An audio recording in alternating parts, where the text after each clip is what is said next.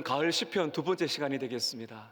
하늘을 향해 눈을 들라 라는 제목으로 말씀을 드릴 텐데, 오늘 우리가 읽은 이 시는 많이 익숙한 시라고 여겨지는데요, 저에게도 좀 특별한 시입니다.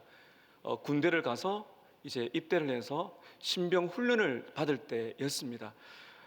훈련 기간 중에 이제 훈련복을 입으면 이제 심장 쪽에 왼쪽 상의에 작은 성경책을 넣고 다니면서 이제 읽었어요. 그랬더니 주위에 있는 훈련병 친구들이 배목사 배목사 이렇게 농담 삼아 불렀던 기억이 납니다. 기억에 남는 추억은 군대 가기 전에는 산에 가면 산이 그렇게 아름다울 수가 없어요.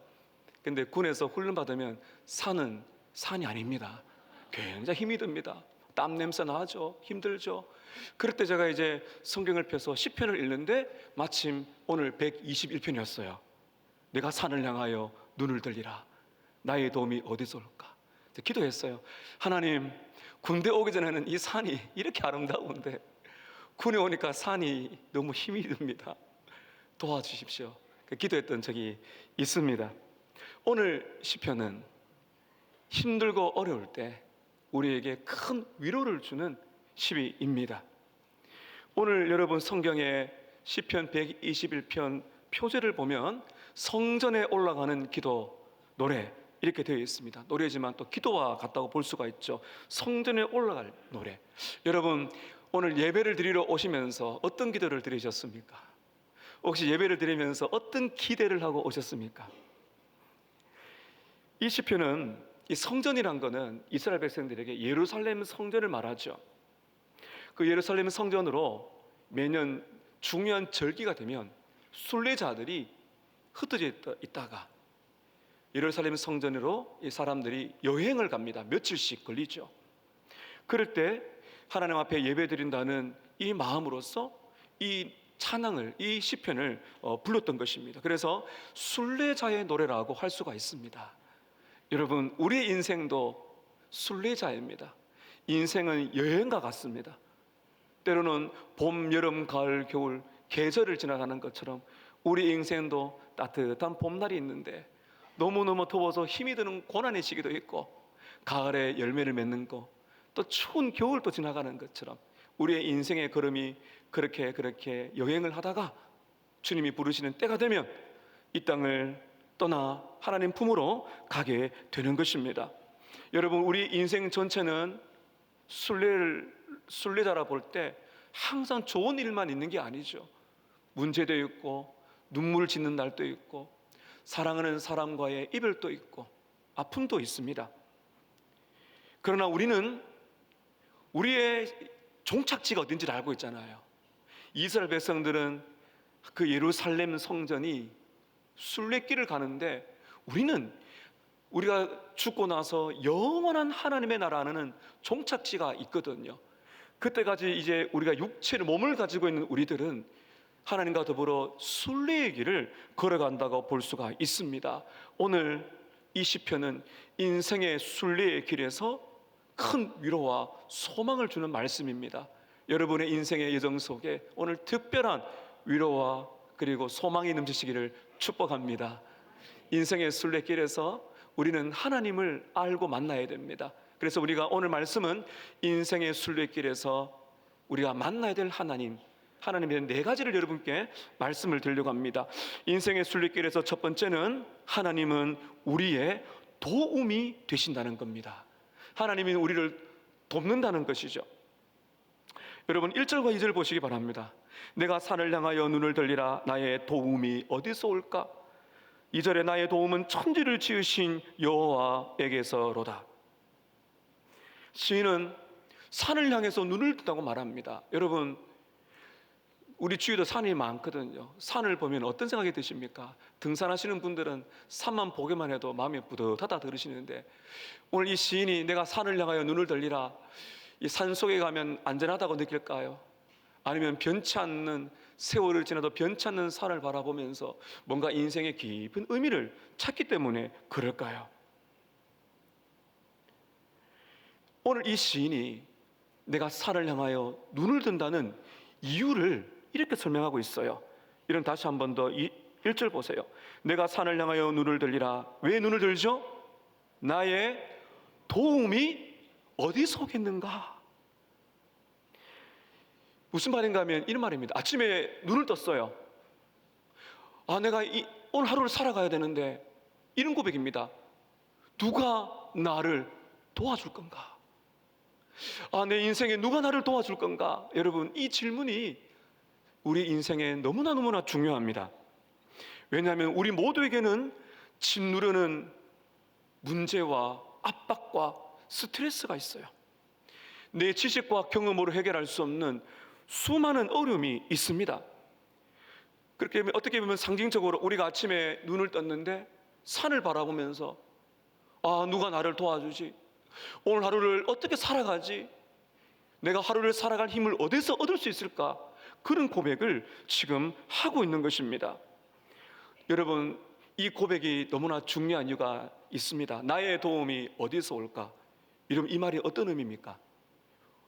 외부에서 누군가가 나를 도와줘야 된다는 이 시인의 신앙 고백이 있는 것입니다. 유명한 그 격언이 있지 않습니까? 하늘은 스스로 돕는 자를 돕는다. 여러분, 아주 훌륭하죠. 열심히 최선을 다해서 살아가는 사람은 하늘 또 감동해서 돕는다. 또는 하나님은 스스로 돕는 자를 돕는다라고 말하는데, 좋은 격언이지만 제가 한번 말씀드린 것처럼 성경적이지 않습니다. 하나님은 내 스스로 나를 돕고 나는 도움이 필요 없어요, 열심히 할 수 있어요 라는 사람을 돕는 것이 아니라, 하나님은 두 손을 들고 하나님을 바라보는 사람을 돕는 것입니다. 이게 복음인 것입니다. 즉, 나의 도움, 내 인생에 정말 결정적인 순간에 내가 낙심하지 않고 힘을 낼 수 있는 그 도움의 원천은 내가 개척해서 내가 만들어내는 것이 아니라 외부에서 와야 된다는 거죠. 그 도움이라는 겁니다. 여러분, 사람들은 인생을 개척하며 살아가는 개척자의 정신을 좋아합니다. 그러나 우리 성도들은 그렇지 않습니다. 물론 개척자의 정신, 열심히 살아야 되겠지만은, 여러분, 우리는 내 힘으로, 내 지혜로, 내 경험으로 인생을 개척하는 사람이 아닙니다. 시인은 내가 산을 향하여 눈을 들리라, 나의 도움이 어디서 올까라고 질문을 한 다음에 그 다음에 바로 자기가 대답을 합니다. 2절 한번 읽을까요? 같이 한번 읽겠습니다. 시작. 나의 도움은 천지를 지으신 여호와에게서로다. 나의 도움이 어디서 올까라고 질문한 다음에 자기가 대답을 해요. 이미 답을 알고 있는 거죠. 나의 도움은 어디서 온다고요? 이게 중요해요. 관로. 여러분의 인생을 도울 사람이 어디에 있어요? 여러분의 직장 상사입니까? 여러분의 은행 장고입니까? 여러분이 지금 가지고 있는 연봉이 두둑한 여러분의 직장입니까? 아니면 여러분을 끝까지 지켜줄 만한 사람입니까? 그 모든 것은 사라집니다. 근데 지금 시인은 분명하게 말하고 있습니다. 근데 여러분, 놀랍습니다. 약하고 늙어가고 병들고 자신감 있게 막 이렇게 살아가고 멋지게 막 강하게 보이지만은, 여러분, 솔직히 우리가 얼마나 약합니까? 근데 여러분, 뭐라 말하고 있습니까? 나의 도움은 천지를 지으신 하나님에게서로다. 우리 성도들은 이런 배포가 커야 됩니다. 그러면 왜 산인가? 왜 산인가 했을 때, 이 산은 앞서 말씀드린 것처럼 특별한 산이에요. 예루살렘은요, 언덕 위에 있습니다. 그 예루살렘 성전, 이스라엘 백성들이 하나님을 만났던 성전, 예배드리는 성전은 바로 시온산이라는 산 위에 있거든요. 그래서 순례자들이 매년 절기 때 며칠에 걸려서 그 언덕 위로 올라간 거죠. 그 예루살렘에 가까워지게 되면 뭐가 보일까요? 멀리 산이 보이는 거죠. 그 산을 바라보면서, 그냥 먼 산을 바라보면서 누가 나 도와줄까? 그게 아니고요, 시온산, 거기에 예루살렘은 성전이 있는 거죠. 하나님을 그리워하는 것입니다. 근데 여러분 보십시오. 산이 중요한 게 아니에요. 그 산이 중요한 게 아니라 천지를 지으신, 산과 하늘과 바다와 이 땅의 모든 것을 지으신 창조주 하나님이 나를 도우신다.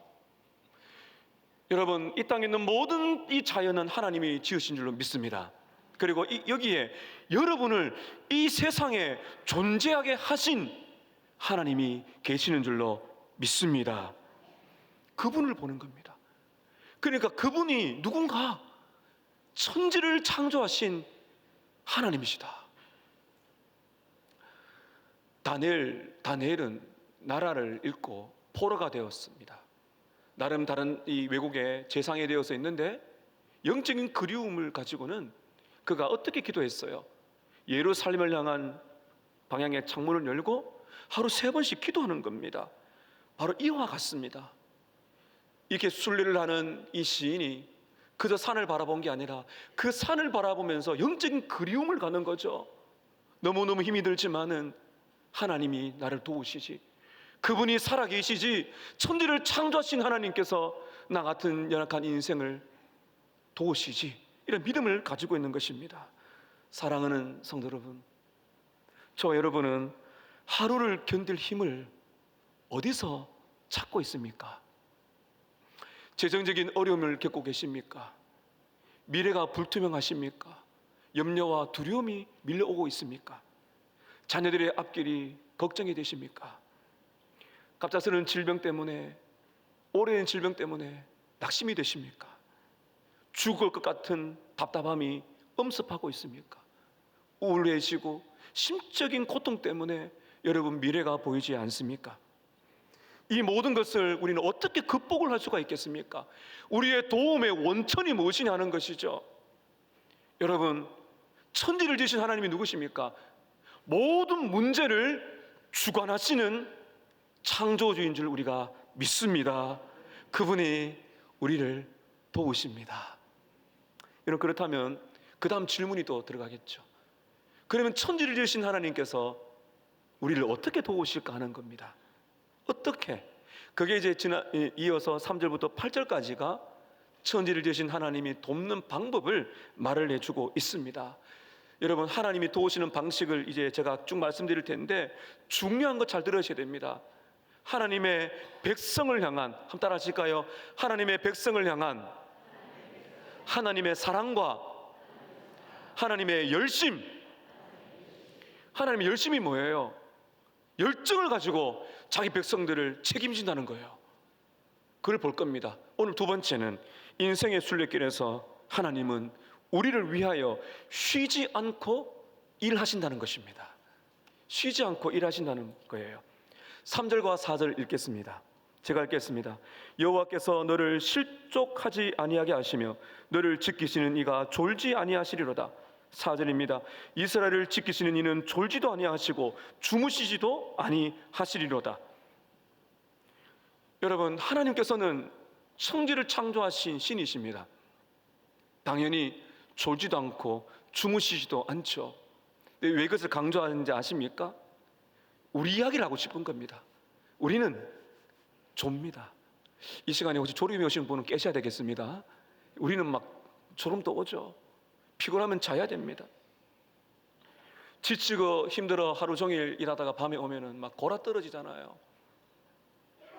저는 제 차 안에 성경책이 있고 반드시 비치하는 물건이 하나 있습니다. 졸음을 확 깨는 껌, 까만 색깔로 된 겁니다.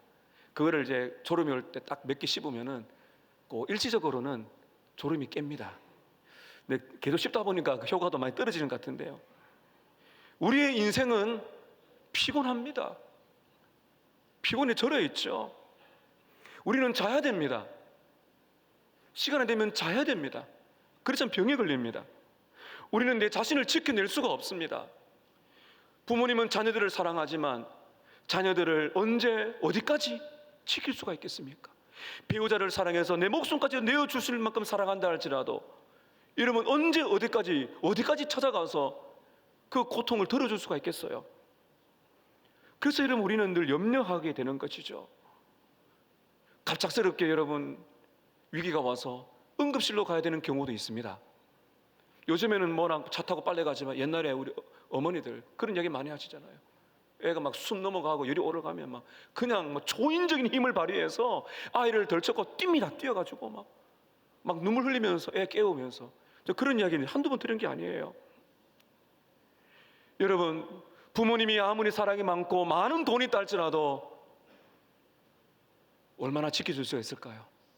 외국에, 타 지역에 군에 있는 자녀들을 위해서 여러분, 우리 부모님들이 할 수 있는 것이 과연 무엇이 있을까요?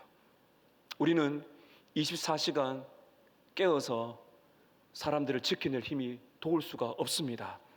그러나 오늘 하나님은 뭐라 말씀하십니까? 하나님은 졸지도 아니하시고 주무시지도 아니하신다. 이는 그게 무슨 말이에요? 하나님은 쉬지 않고 한시도 우리를 향해서 눈을 떼지 않고 항상 우리를 바라보시면서 우리의 잘못을 캐내고 우리를 혼내려고 하는 것이 아니라 우리가 어떤 신음소리가 있는지, 우리가 어떤 얼음이 있는지를 항상 바라보시면서 깨어 계시는 분이라는 사실을 믿으라고 하는 것입니다. 사랑하는 여러분, 하나님은 쉬지 않고 저와 여러분을 위하여 일하고 계십니다. 도와주시려고 항상 준비하고 계십니다. 물론 여러분, 우리들도 하나님을 사랑하고 믿음이 생기게 되면 내가 하나님을 위해서 뭘 하지? 이렇게 하죠. 여러분, 우리는요, 교회에서 최근에 광고를 많이 하는데요, 우리 교사로 부서에 선교인들이 많이 필요하죠. 해야 됩니다. 여러분, 적극적으로 하나님 일 맞습니다. 그뿐만 아닙니다. 가정에서 자녀를 양육하고 가정을 잘 세우는 일들, 이것도 하나님의 일이고요. 여러분이 일터에서 일하는 건 거룩한 일입니다. 그것도 하나님의 일입니다. 다 귀한 것이에요. 우리는 정말 하나님을 위해서 일을 하고 있어요. 잘 해야 됩니다. 여러분, 근데 놀라운 건지 뭔지 아십니까? 우리가 일하기 전에 하나님이 먼저 일하셨고 지금도 하나님이 적극적으로 우리 위해서 일하고 계십니다. 그게 뭡니까? 하나님이 창조하신 것이 일하신 것이거든요. 그리고 영원히 죽게 될 우리의 영혼을 구원하기 위해서, 우리의 영혼과 몸을 구원하기 위해서 하나님은 일하셨습니다. 어떻게 해요? 예수님이 이 땅에 오신 겁니다. 마가복음 10장에 보면 예수님이 말씀하십니다. 인자가 온 것은 섬김을 받으려면 아니라 도리어 내가 섬기기 위해서 왔다고. 하나님은 지금도 우리를 위해서 일하고 계신 것입니다. 지치지 않는 열심으로 24시간 내내 항상 깨어서 우리의 필요가 무엇인지를 돌아보면서, 여러분, 보디가드, 이런 표현을 쓰면 될까지 모르겠어요. 황송하죠. 우리를 떠나지 않습니다. 외로운 자리에도 우리 하나님 함께 하신다는 거죠. 결코 지치지 않는 우리의 파수꾼, 우리의 영혼을 지키시는 분, 그분이 우리의 하나님이신 줄로 믿습니다. 1절과 2절과 3절과 4절, 여러분 변화가 하나 보이세요? 자, 한번 보십시오. 1절에 보면 1인칭이잖아요. 내가 산을 향하여 나의 도움이 어디서 올까? 2절에도 나의 도움이라고 말하고 있습니다. 3절과 4절에는 1인칭이 뭐로 바뀌죠? 여호와께서 너를 지키시는 분, 단수 2인칭 단수예요. 그 다음에 너를 지키시는 이 너라고 바뀌고 있습니다. 이 사람이 누굴까요? 나라고 말할 때 이제는 너라고 말하고 있습니다. 함께 길을 걷고 있는 다른 사람에 대해서 너라고 그럴까? 그러면 당신들 해야 되지 왜 한 사람이 너라고 말할까요? 가장 저는 바른 해석을 이렇게 봅니다. 이건 여러분, 다른 사람이 하는 것이 아니라 자기 자신에게 선포를 하고 있는 것입니다. 시편 42편 5절에 보면 이렇게 시인이 고백하는 것을 볼 수 있어요.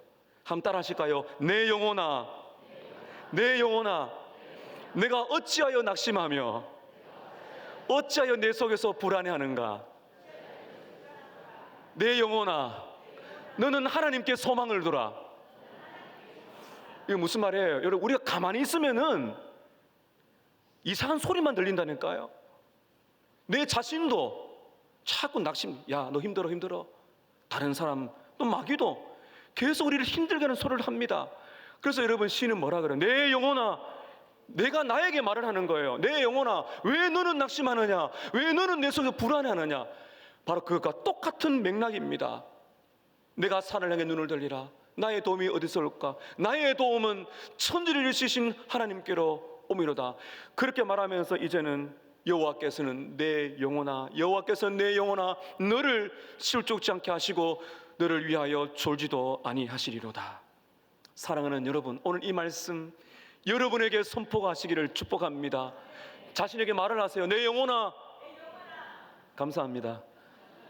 내 영혼아, 이렇게 하면, 내 영혼아 낙심하지 말고 염려하지 말고 천지를 지으신 하나님께서 졸지도 않고 주무시지도 않고 항상 깨어 내 영혼아 너를 위해서 일하고 계신다. 이거를 믿는 거죠. 그러면서 여러분, 이게 희망은요 퍼뜨려야 돼요. 여러분 다시 한번 말씀 보세요. 3절에는 너라고 말하고 있다가 4절에는 누구를 지킨다 말하고 있나요? 이스라엘입니다. 이게 공동체를 말하는 겁니다. 희망은 번성해야 돼요. 내가 가져온 희망은 퍼뜨리셔야 돼요. 이런 복음적인 건요, 하나님은 살아계신다는 것을 여러분의 배우자에게, 여러분의 가정의 자녀들에게 말해주세요. 교회에 모여서 낙심되는 이야기, 시험거리, 누구의 불평에 그런 걸 하지 마시고 모여서 내 영혼아 우리는 하나님이 지키시는 이스라엘이라는 거죠. 하나님은 선만한 가족들을 위하여 일하시는 줄로 믿습니다. 어머님, 아버지, 권사님, 집사님, 장로님, 성도님, 목사님, 하나님은 우리를 지키십니다. 하나님은 우리를 돌보십니다. 하나님은 살아계십니다. 입을 열어 말을 해줘야 돼요. 그럴 때 마귀가 떠날 줄로 믿습니다. 하나님의 은혜가 임하는 겁니다. 세 번째, 인생의 순례길에서 하나님은 우리를 확실하게 지켜주십니다. 여러분, 오늘 본문에서 6번이나 반복되는 단어가 있습니다. 자, 여러분 저를 따라 한번 보십시오. 먼저 3절입니다. 여호와께서 너를 실족하지 아니하게 하시며 너를 지키시는 이. 4절에 이스라엘을 지키시는 이. 5절에 여호와는 너를 지키시는 이시라. 7절에 이제 두 번 나오죠. 여호와께서 너를 지켜. 7절 끝에 내 영혼을 지키시리로다. 8절 함께 읽겠습니다. 시작. 여호와께서 너의 출입을 6번 반복되는 단어가 뭐죠? 반복된다는 것은 오늘 이 시편에서 가장 중요한 단어라는 것입니다. 하나님은 우리를 확실하게 지키시는 분입니다. 요즘은 이렇게 도로가 잘 되어 있어서 아주 높은 산이라도 웬만하면 도로를 닦아서 차를 가지고 올라갑니다. 근데 여러분, 제가 오늘 이 시의 배경을 말씀드린 것처럼 성전을 올라가는 게, 이렇게 올라간다 그러잖아요. 계단을 올라가는 의미가 아니고요, 이 성전은 높은 언덕이 있거든요. 그리고 이 여행길이 힘들어요. 순례자들이 예루살렘 성전으로 가는 그 길이, 이스라엘 땅은요 바위가 많고 미끄러지기 쉬운 길이라고 악명이 높답니다. 바위, 풀뿌리, 이렇게 또 바퀴 자국, 여기에 발이 빠지고 발목이 삐고 부상을 입을 수 있고, 그리고 가파른 곳이 많기 때문에 잘못 뛰면 낭떠러지로 떨어질 수 있는 위험이 언제나 존재하는 곳입니다. 그래서 3절에 시인이 이렇게 말을 합니다. 여호와께서 너를 실족하지 아니하게 하신다. 여러분, 발이 미끄러진다는 거죠. 발을 헛디뎌서 낭떠러지에 떨어질 수 있다는 것, 여러분 이것이 바로 우리의 인생의 모습입니다. 여러분, 먼 거리를 이제 차로 왔다 갔다 하시는 분이 계실 거예요. 최근에도 큰 사고가 났는데, 차가 폐차가 되었는데 조금 몸에 이상은 있지만은 하나님이 살려주셨어요. 최근에 제가 두 분을 그렇게 간증을 들었습니다. 폐차가 됐어요. 차가 완전히 망가졌어요. 근데 하나님은 살려주셨습니다. 여러분, 우리의 인생길에 얼마나 장애물이 많습니까? 우리의 인생길은 비포장 도로와 같습니다. 그래서 아찔아찔한 길을 걸어가는 듯한 그런 우리의 위험이 얼마나 많은지 모르죠. 하나님께서는 우리의 인생의 걸음을 실족하지 않도록 우리의 인생의 걸음을 인도하실 줄로 믿습니다. 또 이게 실족하지 않는 것은요, 죄에 실족한다, 죄에 넘어진다는 뜻도 있어요. 시편 73편 1절에 3절에 보면 이렇게 말씀이 나옵니다. 하나님이 참으로 이스라엘 중 마음이 정결한 자에게 선을 행하시나 나는 거의 넘어질 뻔하였고 나의 걸음이 미끄러질 뻔하였으니 이는 내가 악인의 형통함을 보고 오만한 자를 질투하였습니다. 어떤 한 사람이 시험에 든 거예요. 나는 신앙생활 하는데 돈도 어려움이 있고 병도 걸리고 아픈데 가만히 보니까 아니 예수 안 믿는 사람인데 너무너무 오래 살고 건강해요. 잘 살아요. 시험이 딱 든 거예요. 야, 내가 이렇게 살아들 신앙생활 한들 무슨 소용이 있나? 그러면서 시편 73편에 시인이 이렇게 말합니다. 나는 거의 넘어질 뻔하였고 나의 걸음이 미끄러질 뻔했다. 이게 무슨 말인가 하면 신앙을 포기하고 싶을 정도까지 헛디딘 거죠. 여러분, 이 세상에 수많은 유혹이, 수많은 죄가 우리를 유혹합니다. 정신 차리지 못하면 우리가 헛디뎌서 시험이 들고 죄를 질 수가 있습니다. 여러분, 오늘 하나님께서 여러분의 인생의 걸음과 죄의 유혹에서 지켜주실 줄로 믿습니다. 5절에 보면 이제 계속 이렇게 음악으로 가면 크레센도로 갑니다. 이제 깊은 곳으로 갑니다. 여러분 5절 보세요. 여호와는 너를 지키시는 이시라. 여호와께서 내 오른쪽에서 너의 그늘이 되신다. 이렇게 말하고 있습니다. 너의 그늘이 되신다. 오른쪽의 그늘이란 건 이스라엘 백성들이 피난처, 도와주는 환란이 있을 때 피할 수 있는 곳을 말하고 있는데, 여기 보면 이 그늘이란 거는 이 똑같은 이제 이 단어의 또 다른 것은 그림자라. 그림자. 여러분과 그림자가 떨어질 수 있어 없어요? 없어요. 하나님은 우리 오른쪽에 그늘이 된다는 것은 그림자, 절대로 우리를 떨어질 수가 없는 관계라는 것을 지금 말을 내주고 있는 것입니다. 딱 붙어 있는 거죠. 6절에 보시기 바랍니다. 낮의 해가 너를 상하지 못하게 할 것이다. 이스라엘 지역은 중동입니다. 여기에 제대로 물을 마시지 못하고 오랫동안 뜨거운 태양볕이 있으면 일사병에 걸려서 죽습니다. 숨이 턱턱 막히는 거죠. 여러분, 요나의 박넝쿨 기억나십니까? 요나가 더우니까 죽으려고 그러잖아요.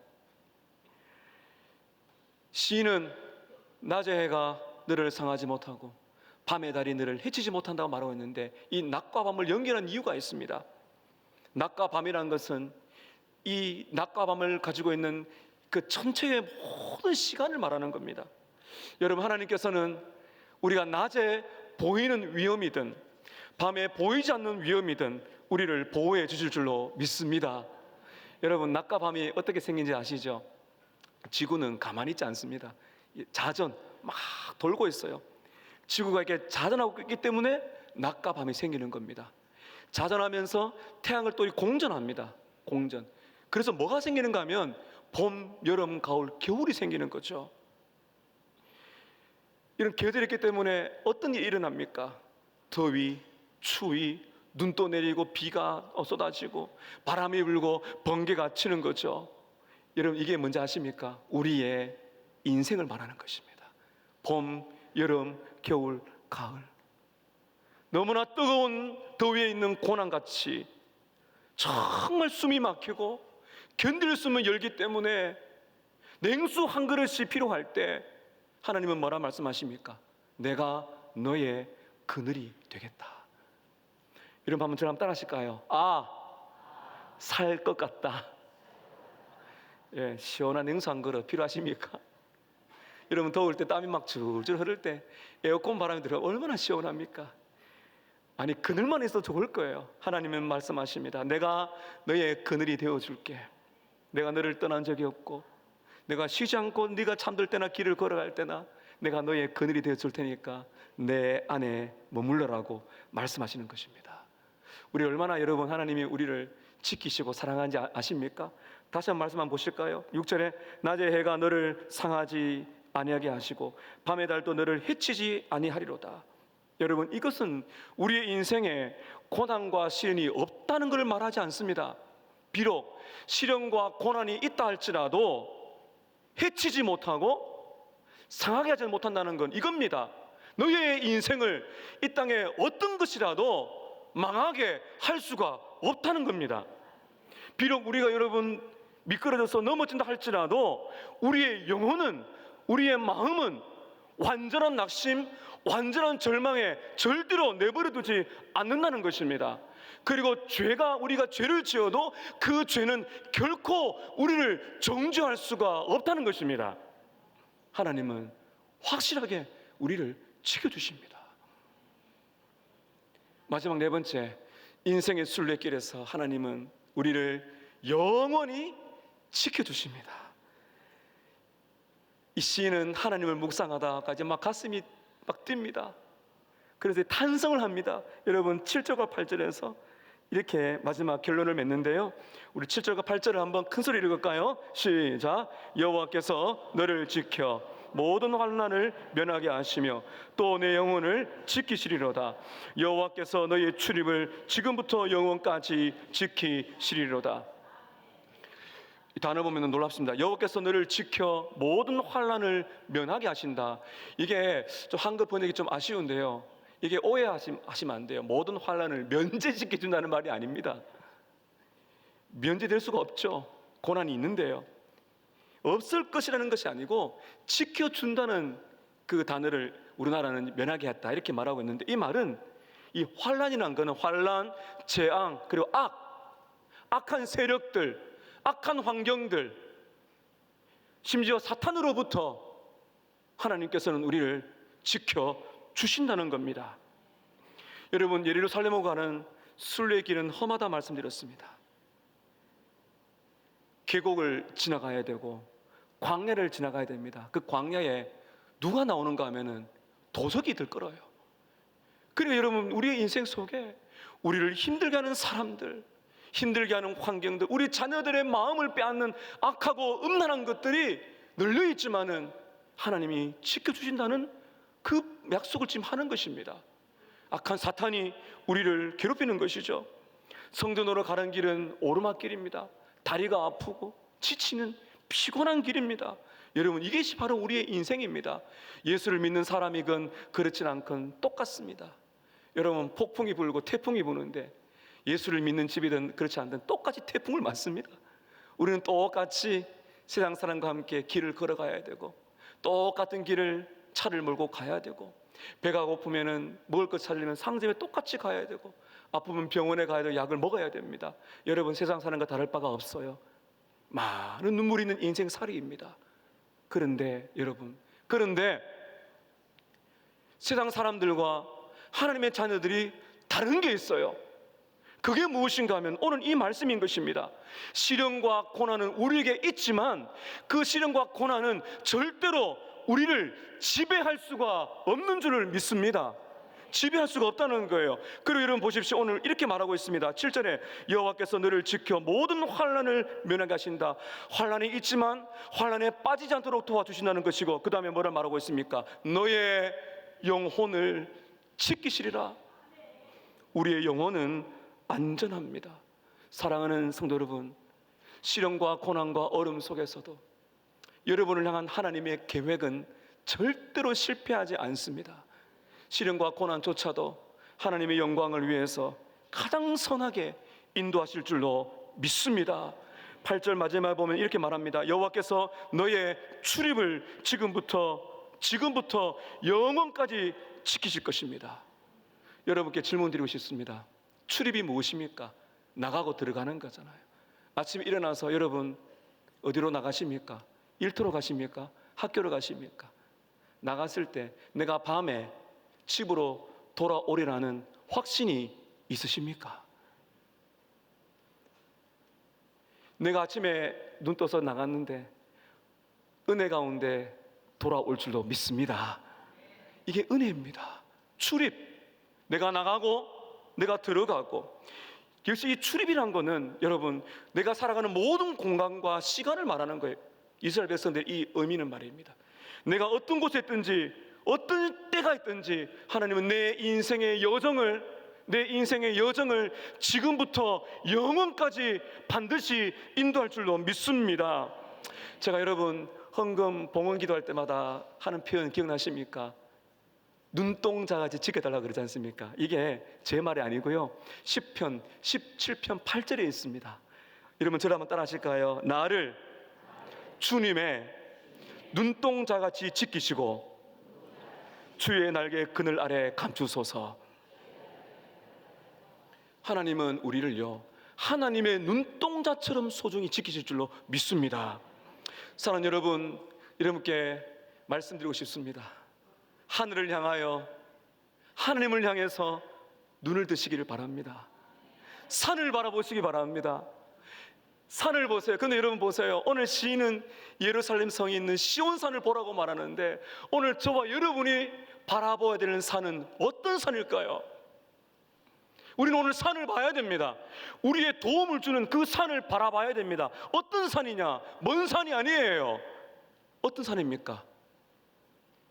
예수님이 십자가에 달리신 갈보리 산입니다. 갈보리 산 위에 십자가 섰으니 예수님이 고난을 당하신 그 십자가는 갈보리 산 위에 섰습니다. 사랑하는 여러분, 십자가 아래로 가시기를 축복합니다. 십자가의 그늘 아래 참된 쉼이 있습니다. 찬송가 415장에 엘리자베스 클레 페인이라는 여성은 이렇게 작사를 했습니다. 십자가 그늘 아래 나 쉬기 원하네. 저 햇볕 심이 뜨겁고 또 짐이 무거워 이 광야 같은 세상에 늘 방황할 때에 주 십자가의 그늘에 내 쉴 곳 찾았네. 예수님의 십자가 그늘이 우리의 최고의 안전하고 보호처인 줄로 믿습니다. 예화 하나 들고 제가 마치고자 합니다. 실제로 실화입니다. 영국에 리버풀이 있거든요. 리버풀에서 미국의 뉴욕까지 가는 이제 배가 있습니다. 배가 출항을 했습니다. 모두가 편안히 잠든 밤인데 갑자기 돌풍이 불어와서 폭풍이 몰아치기 시작했어요. 배는 이리 흔들 저리 흔들 하다가 깨어지고 막 뒤집을 것 같은 그런 위험에 놀랐습니다. 승객들은 놀라서 일어나서 막 옷을 입고 우왕좌왕하고 있었습니다. 불안해서 막 뛰기 시작했습니다. 그때 8살 난 여자아이가 일어났어요. 이 아이가 누군가 하면 선장의 딸이었습니다. 선장의 8살 낳은 딸아이가 일어나서 막 불안하면서 겁에 질리면서 사람들에게 이렇게 물었답니다. 무슨 일이 있어요? 아저씨 무슨 일이에요? 그렇게 말하니까 막 왔다 갔다 하는 선원이 말을 하기를, 얘야 지금 돌풍이 불어와서 배가 뒤집힐 것 같아. 너 빨리 피해야 돼. 그때 이 8살 낳은 여자아이가 이렇게 질문을 합니다. 자, 여러분 저를 한번 따라 하십시다. 우리 아빠가 갑판에 있어요? 우리 아빠가 누구예요? 순진하잖아요. 우리 아빠가 갑판에 있어요? 물은 거예요. 그 선원이 말을 합니다. 그래, 너희 아빠 지금 갑판에 있어. 그러니까 여러분 이 아이가 어떻게 했는지 아세요? 다시 방으로 내려가요. 베개를 베고 침대에 단잠을 잤대요. 걱정하지 않고. 왜 그랬을까요? 우리 아빠가 갑판에 있거든요. 그러니까 걱정하지 않고 자는 거죠. 사랑하는 여러분, 우리 아빠가 어디에 계세요? 인생의 폭풍 속에서 저와 여러분을 보호하시는 우리의 아빠, 아버지가 지금 어디에 계십니까? 우리의 인생의 배에 갑판 위에 우리의 아버지 하나님께서 선장이 되셔서 우리의 길을 인도하시는 줄로 믿습니다. 하나님이 저와 여러분을 도우실 것입니다. 한순간도 쉬지 않고 우리를 위해서 일하고 계시는 하나님을 믿으십시오. 그 하나님은, 우리를 도우시는 하나님은 여러분 확실하게 그리고 영원히 우리의 인생의 여정을 지켜주실 것입니다. 우리의 아버지 하나님은 인생의 갑판의 선장이 되십니다. 그분을 바라볼 때 예수님의 십자가 아래서 쉬라고 말씀하실 때 여러분 안식을 누리시고 보호를 받으셔서 남은 인생 믿음의 여정을 믿음으로 확신 가운데 걸어가시기를 예수님의 이름으로 축복합니다. 기도하겠습니다.